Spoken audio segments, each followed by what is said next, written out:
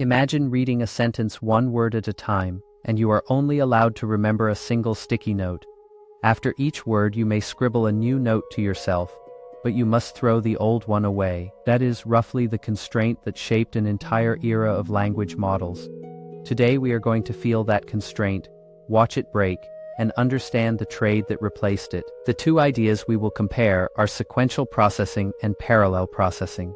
In the sequential world, information marches through time, step by step, each step depending on the one before it.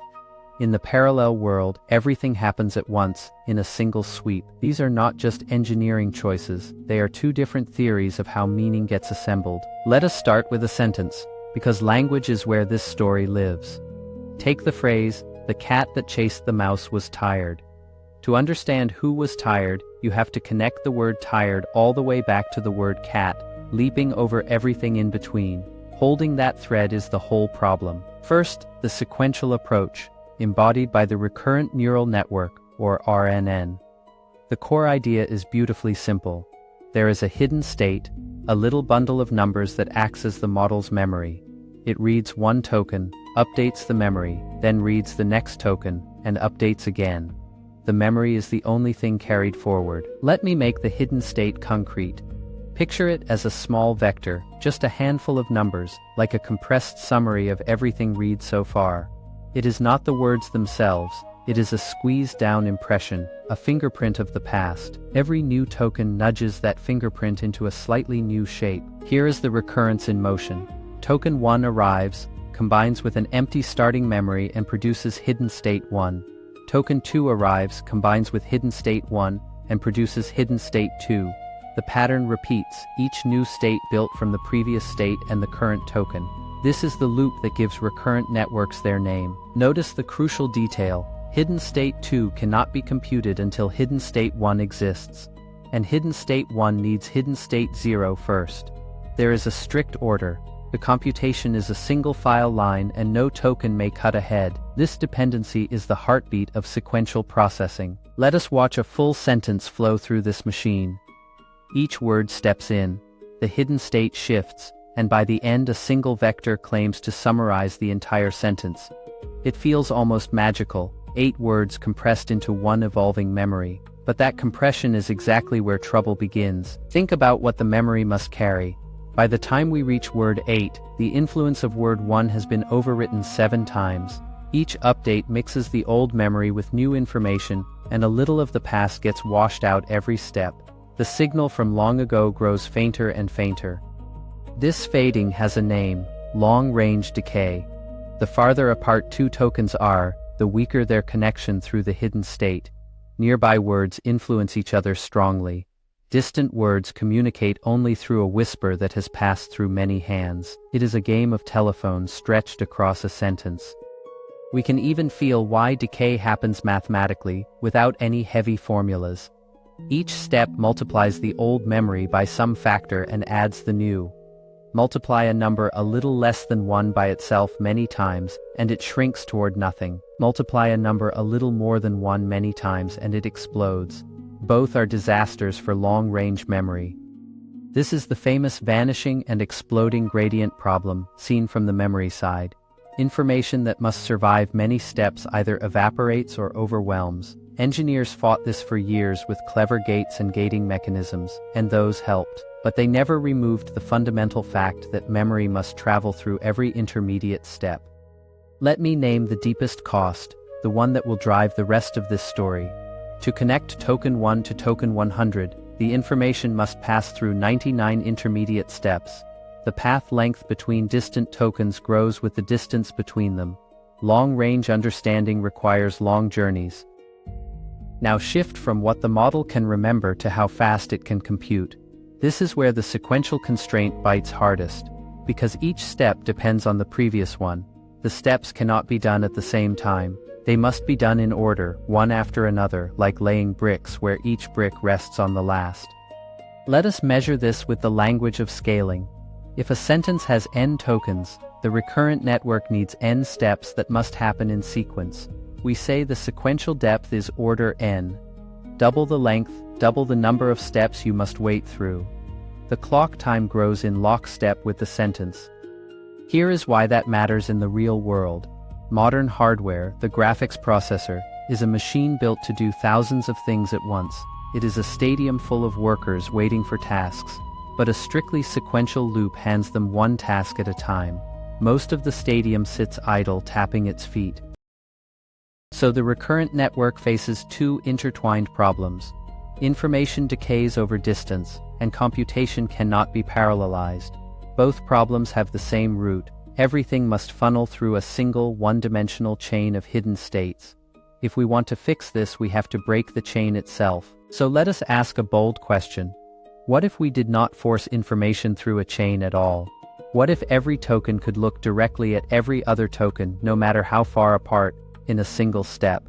No relay race, no fading whisper, just direct connections everywhere, all at once. This is the central idea of the transformer, and its engine is called attention. The word is well chosen. For each token, the model decides how much to pay attention to every other token, and blends their information accordingly. It is less like remembering and more like looking around the whole sentence at once. Let me build the intuition before any mechanics. Suppose the current word is it, and the sentence is, the trophy did not fit in the suitcase because it was too big. To resolve what it means, the model should look strongly at trophy and weakly at suitcase. Attention is just a principled way to decide where to look. How does a token decide where to look? Each token produces three things from its own vector: a query, a key, and a value. Think of the query as a question the token is asking. Think of each key as a label advertising what another token offers, and the value is the actual content that token will share if attended to. The matching works by comparison.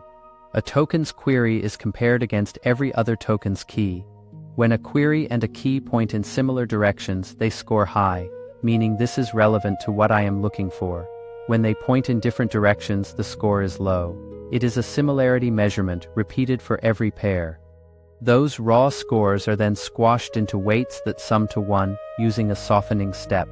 Now each token has a set of attention weights, a recipe saying, take this much from token 1, this much from token 2, and so on. High weight means look hard, low weight means barely glance. Finally, the token builds its new representation by mixing the values according to those weights. It is a weighted average of the whole sentence, customized for this token's question. The result: every token has now gathered exactly the information it found relevant from anywhere in the sequence in one shot. Now the payoff. Notice how far the information traveled. Token 100 pulled directly from token 1, with no intermediate steps in between. The path length between any two tokens is just 1. Distance across the sentence no longer means distance through the computation. Compare this to the recurrent chain, where connecting distant tokens meant a journey of many steps. Here the journey is always one step, whether the tokens are neighbors or 100 words apart. The long-range decay problem does not merely shrink, it structurally disappears because there is no long relay to decay across. And here is the part that changed the industry. Every token computes its attention independently of the others. Token 5 does not have to wait for token 4 to finish. All tokens can look around and update at the same time. The strict single-file line becomes a crowd moving together. In the language of scaling, the sequential depth collapses from order n to order 1. It no longer matters whether the sentence has 10 tokens or 10,000. The number of sequential steps you must wait through is constant. The whole layer resolves in a single parallel sweep. Remember that stadium of idle workers.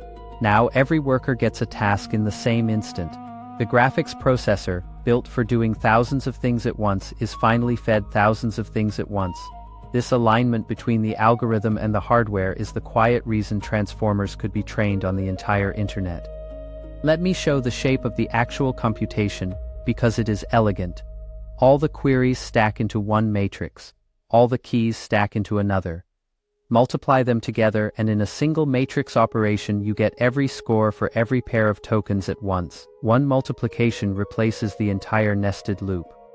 That grid of scores deserves a long look, because it is the hero and the villain of this story. It is an n by n table. Every row is one token asking its question. Every column is one token offering its answer. and each cell holds how much they relate. For a sentence of n tokens, that is n times n cells. Let us read a row of this grid as meaning. Take the row for the word it. Scanning across, we see a bright cell under trophy and dim cells elsewhere. The grid is not abstract bookkeeping. Each row is literally a map of where that word is looking in the sentence. Now here is the catch, and it is the price of all this power. That grid has n times n cells, and every single one must be computed and stored.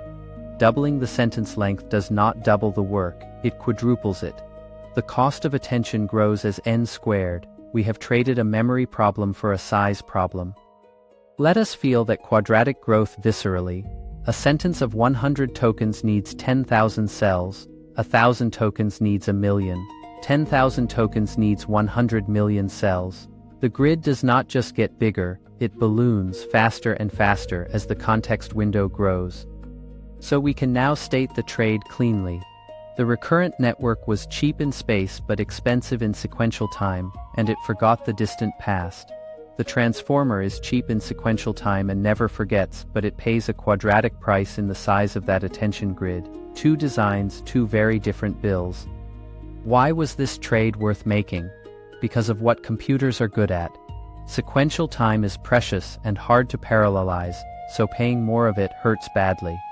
But the quadratic grid, however large, is made of independent multiplications that hardware devours in parallel. We spent something abundant to buy back something scarce.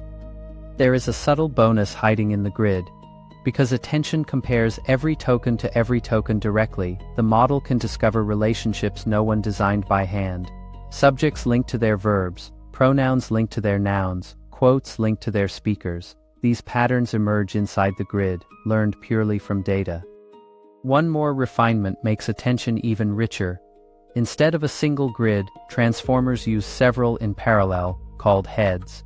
One head might track grammar, another might track topic, another might track position. Each head builds its own n by n grid, and their results are combined. More perspectives, computed all at once. But wait, if every token is processed at once, how does the model know their order? A chain naturally knows position because it reads in sequence. A parallel sweep does not. So transformers add a positional signal to each token, a kind of coordinate stamp, telling it where it sits in the sequence. Let us step back and stack the two architectures in our mind. The recurrent network is a deep, narrow pipe. Information flows far but slowly and thins as it travels. The transformer is a wide, shallow sheet. Information flows everywhere instantly, but the sheet's area grows with the square of its width, depth versus breadth. This is why the quadratic cost became the great frontier. Once sequential depth was solved, the only thing standing between us and longer context, whole books, whole code bases, was that growing grid. Much of modern research is a campaign against the n squared, trying to keep attention's reach while trimming its bill. There are many strategies in that campaign. Some let each token attend to only a nearby window, restoring locality on purpose. Some group tokens into summaries and attend to the summaries. Some approximate the whole grid with clever mathematics. Each is a different answer to the same question: how much of the full grid do we truly need? It is worth pausing on the irony. The recurrent network's weakness, forcing everything through a local chain, is exactly what some efficient transformers deliberately reintroduce to save cost. The pendulum swings. Pure parallelism is powerful but expensive, and a dash of locality is often a wise compromise. The best designs borrow from both worlds. Let us return to our original sticky note, the one memory we were allowed to keep. The recurrent network lived under that constraint and did remarkable things anyway. The transformer simply refused the constraint. Instead of one note updated over time, it laid every note on the table and let each one read all the others at a glance. So the headline of this story is a single trade. We collapsed the sequential depth from order n to order 1, unlocking parallel hardware and erasing long-range decay. In exchange, we accepted an attention cost that grows as n squared. That trade, cheap time for expensive space, is the hinge on which modern scale turned. And that is the quiet lesson underneath the mathematics. Progress often is not about removing a cost, but about moving it to where you can afford it.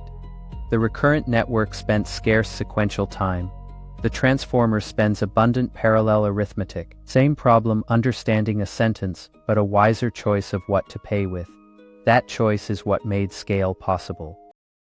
If this made it click, subscribe for more visual math.